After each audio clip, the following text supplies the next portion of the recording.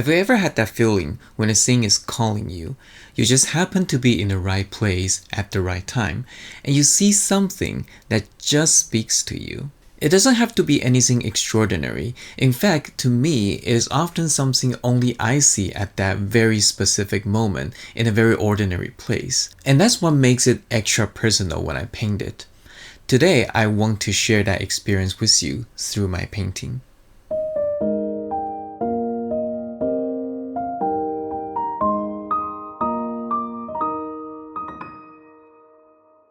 Hi, this is Eric from Cafe Watercolor. Summer is almost over and I hope all is well with you. Last month I visited Japan and Taiwan.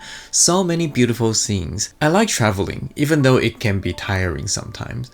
Traveling is a wonderful way to be inspired by different things that I don't get to see every single day.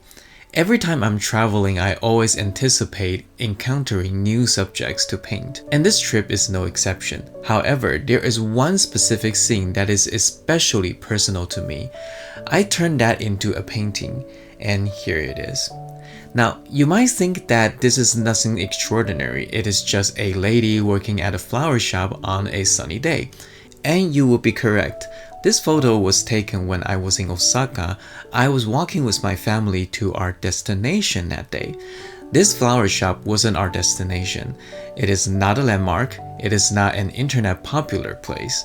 But that morning, I was there just when the lady walked out and arranged the flowers outside of the store. The warm morning sunlight fell on her back gently, and that scene just spoke to me. I immediately took out my phone and took several photos.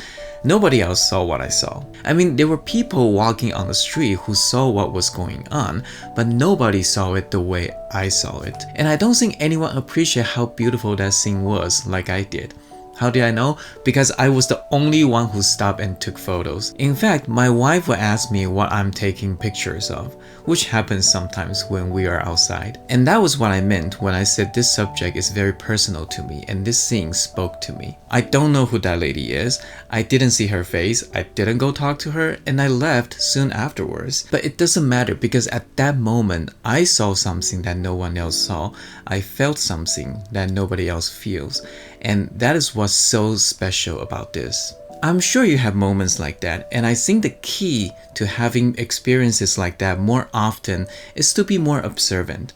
Look at the world around you more carefully and purposefully. Don't always look for the obvious. If you go to a place and see everyone is taking pictures of the same thing, it is too obvious. Which is fine, we don't have to be different for different sake. But if you can discover hidden beauties that speak to you, I think it will make your painting look more interesting and personal. Having good techniques is important, but your painting starts when you pick a subject. Alright, so I'm going to share with you the process of this painting from start to finish. Before we start though, if you like my content, please consider giving it a like and subscribe.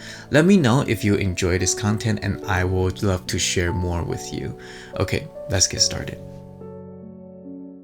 Alright, so before we start to look at the process, I just want to show you very quickly the final painting and the value study. So here is the final painting, and as you can see, it's a very loose and very sketchy painting, but in terms of the painting itself, I think I successfully captured the sense of lighting and the overall mood that I wanted to convey. Now, this is the reference that I have, and you can see the perspective is a little bit different. There are things that look different here and there, but overall, I think I did successfully capture the sense of lighting and the mood that I want to show through this painting. So here is the final painting.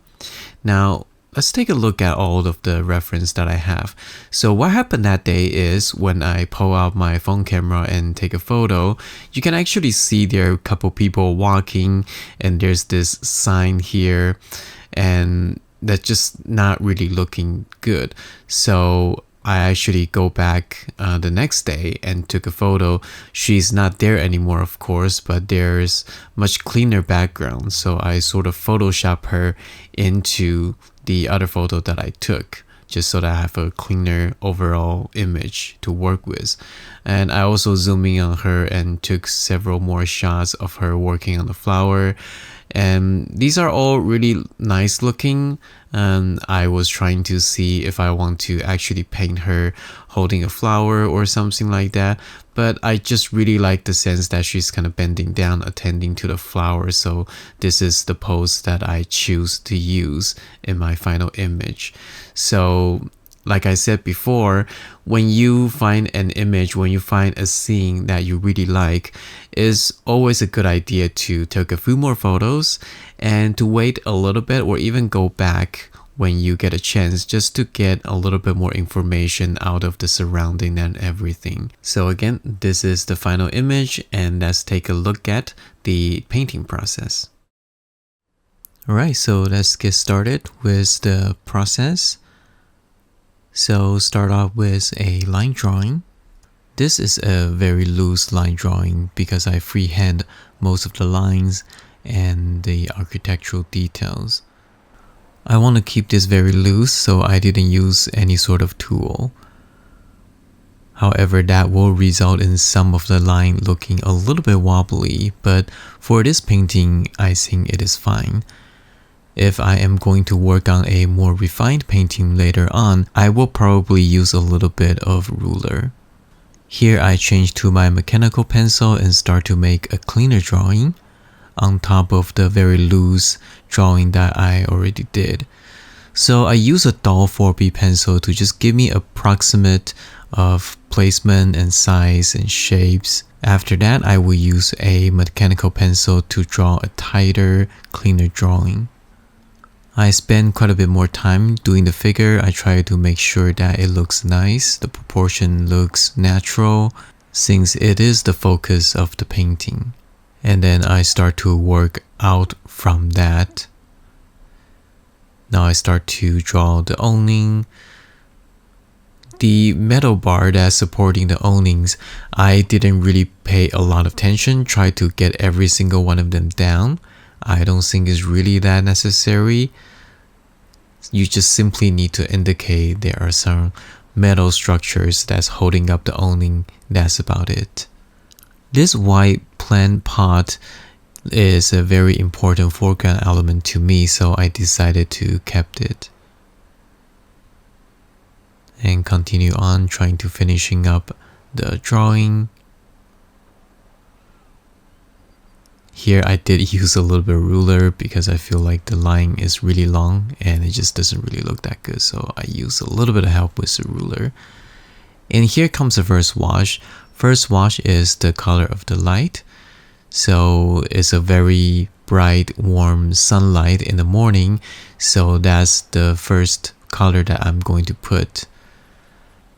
So make sure the mixture is nice and wet, so that it's easier for you to make a big wash. So from warm color on the top, and then I just wet rest of the paper with water, and here I just paint some, again, color of the light of the plant, the flower, and the figure. Especially for the warm color, it usually fades off quite a bit after it is dry. So when you are painting your first wash, trying to paint the color of the light, especially when those colors are very vibrant and saturated, don't be afraid to go a little bit more intense. Because when you are outside in a sunny day, you often see the colors pop. And that's what we're going with right here. So even though the building itself is looking white, especially after the sun light up, especially with the sunlight, I still try to make it a little bit warm. And here is the part that I try to fix the shape a little bit. The top part of the building, the perspective looking a little bit odd, so I try to adjust it with a darker value. So just because you did a line drawing doesn't mean that you have to follow everything during the painting stage. When you see something you want to fix, when you see something you want to change, you can still do that. And here I paint the awning. Even though it is very, very bright, the sun almost sort of penetrates through the cloth, it is still in the middle value. However, it is very warm, so that's why you see me start to use some colors like orange and even a little bit of red. And I continue that wash down to the reflection of the awning on the windows. And underneath that, I leave a little bit of white for the building reflection on the other side that we don't see. And then I start to paint the middle value for the window. And with the help of my quick paint over of the photo, I know that I want to simplify those. I don't want to paint every single reflection that is on the window. If it's too complicated, it's going to become a distraction, so I just paint a flat color right now. I did slow down when it's closer to the plant and everything. And the left side here, I try to hint that there's something behind the windows. There's some other flowers and things like that behind the windows. And here I try to connect the shape to the white plant pot in the front, and also do a little bit of wet onto wet because I want that middle value to dark transition. And then I just kind of continue the shape with a big brush to paint the floor. And because it is a nice shiny floor, we do see a bit of a reflection. So that's what I'm trying to do. I try to paint some reflection while it is still wet. And now I come back to the figure. This lady has wonderful warm color hair, and especially under the sun it looks extra warm, so I try to get that warmness in. And also paint the skin tone. It is in the middle value because only her back and the back of her neck is getting the sunlight.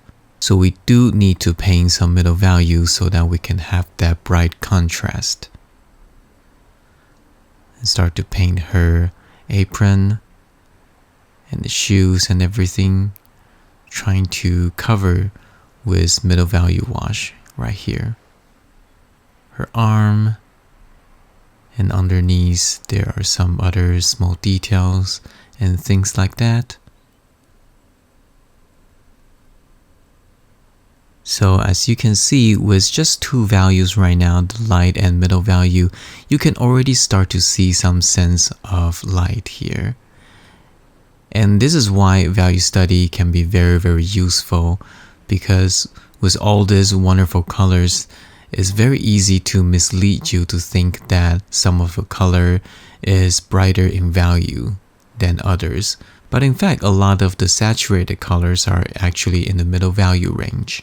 It's not always obvious, so value study is a very good way to start seeing those things. So now I'm starting to paint the dark value. So of course, a lot of those dark metal bars, they are in the dark value. And as you can see, even though I am painting black metals, doesn't mean I just use black for all of that. It is important to still incorporate some colors, some warm and cool, even when you are painting a dark value. That is going to make your painting look a lot more lively and interesting. Because even in a real life, when you are looking at something black, it can still be greatly affected by the light and objects around it. And you want to have everything in your painting work with each other so that it feels like they all belong into the same space. They're receiving the same light. So this part gets a little bit confusing. So we have dark plants in front of dark window. So I tried to make the dark plant a little bit darker so that they pop out in front of the window. And here is the opening, the entrance of the shop. So I make it darker, and I also try to make it look different than the window. That's why you don't see reflection here. And I think by just giving that difference, you can start to get the sense that it is not behind a glass. And now I'm trying to paint the plant and the flower, which is very, very complicated. So I'm trying very hard to simplify them by adding different colors and try to do few brushstrokes to suggest flowers and plant and leaves and things like that. Again, if I'm painting a much more refined, more detailed, and also a bigger painting, I will paint with a bit more detail and I'll slow down even more. But for this painting, I want to keep it loose, keep it sketchy. So a lot of the things are just visual language and very loose visual language. But at the end of the day, if you read it as plant, if you read it as glass, flower, person, and so on, I think that's all it needs. Adding the darker hair, and also try to fix the shape of her face a little bit. So this painting, I admit that during the process I make a few mistakes here and there. But to me that is okay. Even for this colored painting, I still see it as an exploration of this specific scenery. There are things that I'm testing it out, if it's going to look good, if I paint it a certain way, if I try out different visual languages, how it's going to turn out, how it's going to look. So I don't look at it as a finished final piece of painting, but an exploration and a study, a color study. So I remove the masking fluid and that reveals some highlights, and that makes this painting looks even brighter in certain areas. And here is the finished painting again. I like how it turned out. Despite that the painting is far from perfect, I still think that I created what I wanted to communicate in this painting. So I hope you like this painting as well and the process. I hope you enjoyed that. The full non-sped up demo for this painting is available on my Patreon. Check it out if you are interested. Lastly, I want to encourage you to do something this month. Put down your device for a while, take a break from scrolling. Don't mindlessly consume whatever the algorithm is feeding you on the internet. And yes, that might include my own video, but that's okay. Take a break and enjoy what the world around you has to offer. See if you can find a special subject that's for yours alone, that no one else sees. Maybe it is waiting to speak to you. All you have to do is open your eyes and really look for it. I'm Eric from Cafe Watercolor. Remember, you are loved and accepted. I will see you again next time. God bless.